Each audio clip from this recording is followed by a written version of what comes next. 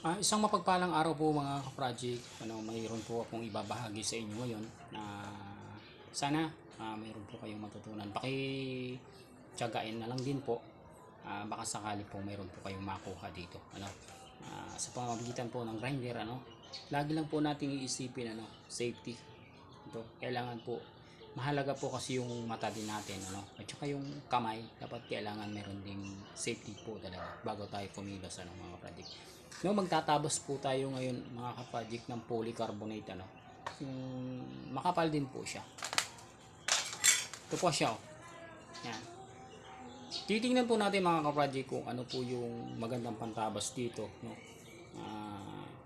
para hindi na rin po kayo mahirapan kung ano. Halimbawa, pumunta kayong hardware, meron kayong tatabasin na ganito, kaysa maghahanap po kayo kung saan kayo magpapatabas. Mahal din po ito magpatabas mga ka-project. Kaya kung kaya nyo naman, punta lang kayo ng hardware, bibili lang po kayo ng cutting disc. Ano nga ba ang cutting disc na dapat ipang puputol dito, ipang-tatabas? Tara to mga project, samahan niyo po ako, pero huwag niyo pong kalimutan paki-subscribe na rin po para mayroon kayong, kung mayroon po ako mga video na bagong i-upload, may info po kayo, Maraming salamat po mga ka-project. Tara na po, samahan niyo po ako.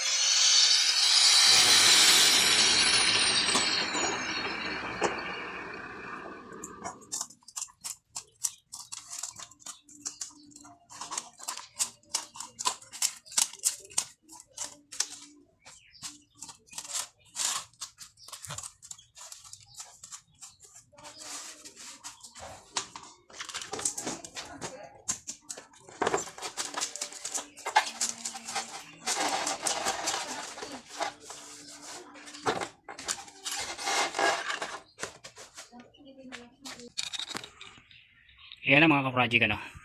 Kung nakikita nyo, mas maganda po pala talaga yung cutting disc na yan, papakita ko po sa inyo mga ka-project. Ayun na mga ka-project, nakita nyo po siguro kung ano yung pagkakaiba, no? Ito, ang pagkakaiba niya po. Ito mga ka-project, ito, no? Parang bula siya, no? Ito. Ibig sabihin yan, hindi siya maganda kasi delikado. May posibilidad na itong cutting disc natin ay mag-crack, ano? Yeah. Dumidikit po siya talaga, mahirap na pati pagko-control, mahirap, ano? Dumidikit po siya, yan. Ito po kasi parang bula na ang kanyang daan, kaya ito hindi maganda yung baga ang pasok nun, hindi maganda. Kaya pag kita mo kanina nang tinanggal ko hindi siya matanggal kaagad kasi nga nakadikit pa. Ito naman, ito yung cutting disc, no. Ito cutting disc po, ito pambakal mga ka-project, no. Pambakal po ito. Hindi siya maganda sa plastic na gamitin. Ito po mga ka-project, no. Kung inyo pong nakikita, no. Ito po yung cutting disc na para sa mga tiles, no. Ito yung magandang gamitin natin sa polycarbonate ng plastic, no. Kahit medyo makapal mga ka-project, tiyagain lang natin. Kung wala naman tayong budget, mas maganda na to, no. Ito po siya, maganda ang daan niya mga ka-project, kikita niyo po, no? Madali siyang tanggalin, hindi siya nagdidikit, no. Dahil ito yung buo, no. Hindi tulad noon parang bula, no. Kaya mga ka-project, sana no, meron po kayong nakuhang tip dito sa pagtatabas ng polycarbonate, no. Mag-ingat lang po tayo mga project. Gamit po tayo ng goggles, no, para sa mata. Gamit din po tayo ng ito, no. Dapat lagi to. Yan. Para mayroon tayong protection sa kamay, no, mga project. No, mag-ingat po kayo. Lagi po natin iingatan ang ating sarili dahil mahirap pagka mabulag tayo. Wala na tayo. Pagka tayo nasugatan din sa kamay, delikado, ano. Dahil grinder po yung mga project, hindi natin alam, no. Dapat safety. Lahat ng pag-iingat dapat natin gagawin, no? Dapat kontrolado natin ang ating ginagawa. Kabisado na natin yung ating grinder kung paano natin gamitin, ano. Paatras man yan o kaya paabante, kung kaya na natin kontrolin, okay po yan. Basta mag-ingat lang po talaga lagi, no.